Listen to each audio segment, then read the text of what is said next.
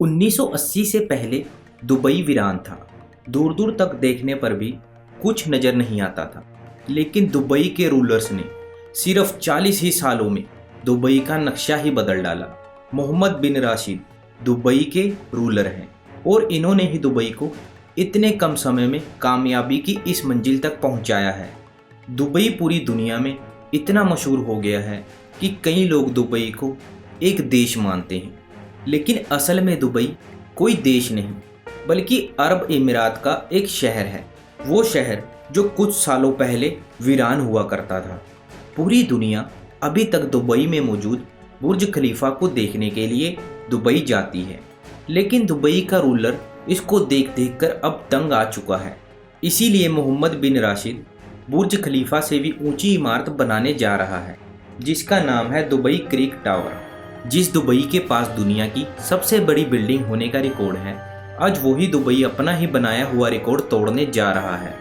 कहा जा रहा है कि दुबई क्रिक टावर 2025 तक बनकर तैयार हो जाएगा, जो 1300 मीटर ऊंचा बादलों को फाड़ता हुआ निकलेगा, जबकि बुर्ज खलीफा की ऊंचाई सिर्फ 800 मीटर ही है। दोस्तों, दुबई दुनिया की सबसे बड़ी कंस्ट्रक्शन साइट है, जिसकी तरक्की की रफ्तार दुनिया में सबसे ज़्यादा मानी जाती है। जबकि 1980 तक दुबई एक वीरान था, लेकिन उसके बाद दुबई से तेल निकल आया, जिसने दुबई की किस्मत ही बदल डाली। लेकिन मोहम्मद बिन राशिद एक होशियार रूलर हैं।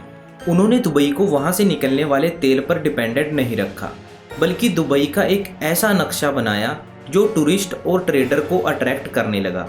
और आज दुबई अपने तेल पर सिर्फ 5% डिपेंडेंट है। दुबई की इकोनॉमी का 95% हिस्सा टूरिज्म और ट्रेड पे डिपेंड करता है। और अब दुबई दुनिया का सबसे बड़ा ट्रेडिंग हब बन चुका है। अगर दुबई की आबादी की बात करें तो 85% आबादी फॉरेनर्स की है, जो सिर्फ दुबई में काम करने जाते हैं। 1990 में दुबई में सिर्फ एक ऊंची बिल्डिंग होती थी, जिसका नाम दुबई वर्ल्ड ट्रेड सेंटर है। और आज दुबई में टोटल 917 ऊंची बिल्डिंग है, जो बादलों से बातें करती हैं। अगर दुबई की पुलिस की कार्स की बात करें तो दुबई की पुलिस कोई छोटी मोटी गाड़ियां इस्तेमाल नहीं करती। दुबई पुलिस डिपार्टमेंट के पास सुपर कार मौजूद हैं, जैसे मार्टिन 177, ओडी, बेंटले, जीटी और लैम्बोर्गिनी। दोस्तों, अगर मॉल्स की बात की जाए तो दुबई मॉल दुनिया का सबसे बड़ा शॉपिंग मॉल है, जिसमें टोटल 1200 दुकानें हैं। पाम जुमेराह इंसान का बनाया हुआ सबसे बड़ा आइलैंड है, और ये भी दुबई में ही मौजूद है। मोहम्मद बिन राशिद चाहते थे कि दुबई में डिज्नीलैंड हो, जो अमेरिका में मौजूद डिज्नीलैंड से भी बड़ा हो।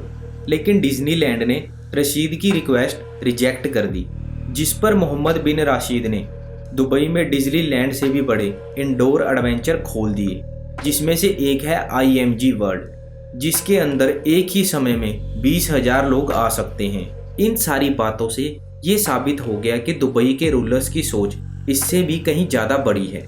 दोस्तों, आपकी इसके बारे में क्या राय है, हमें कमेंट करके ज़रूर बताएं। और आपको स्क्रीन पर 2 नई और वीडियो दिख रही होंगी, उनको भी ज़रूर देखें।